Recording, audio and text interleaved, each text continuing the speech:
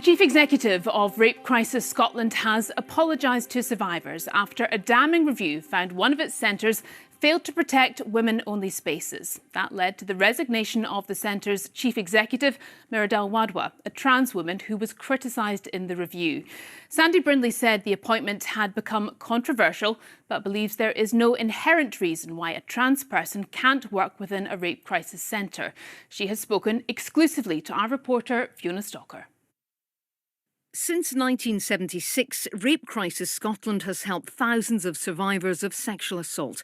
But a damning report last week said the charity's centre in Edinburgh had not put survivors first and failed to protect women-only spaces. That report led to the leader of the Edinburgh Centre standing down. But there have also been calls for the Chief Executive of Rape Crisis Scotland, which sets service standards for member centres, to resign. To any survivor who didn't feel able to access the service at Edinburgh, I would apologise, and I'd also apologise if we haven't been clear enough at Rape Crisis Scotland that our absolute priority is making sure that every survivor who needs a rape crisis service will get the service they need. Earlier this year, Ros Adams, who worked at the Edinburgh Rape Crisis Centre, won a constructive dismissal case against her former employers. The tribunal found that the CEO at the time, Miradel Wadwa, a trans woman, had conducted what was described as a heresy hunt against Ros Adams and appeared to believe she was transphobic. The later review said Wadwa failed to behave professionally and did not understand the limits of her authority. Was there not any point that you could foresee controversy with the appointment of a trans woman to an organisation like Rape Crisis?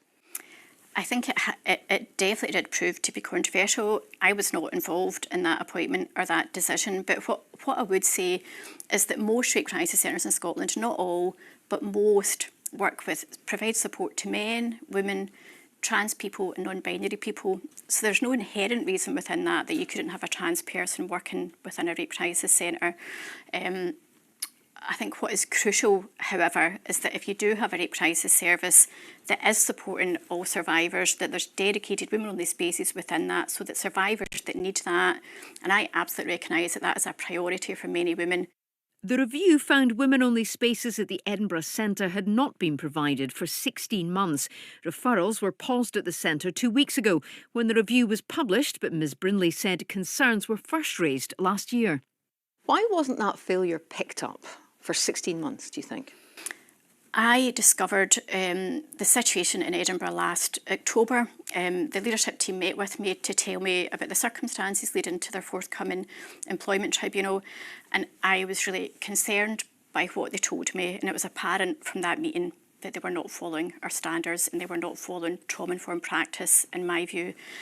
So what I did was I requested an urgent meeting with the Edinburgh Rape Crisis Board, and I asked them to conduct an urgent internal review into policies and guidance around the support service at Edinburgh. What would you say to survivors of rape and sexual assault who are watching this about what you can guarantee about the future of the service that they may need to access? What I would say to any survivor who's listening is that our service is here for you. You can rely on us. We will meet your needs where your needs are.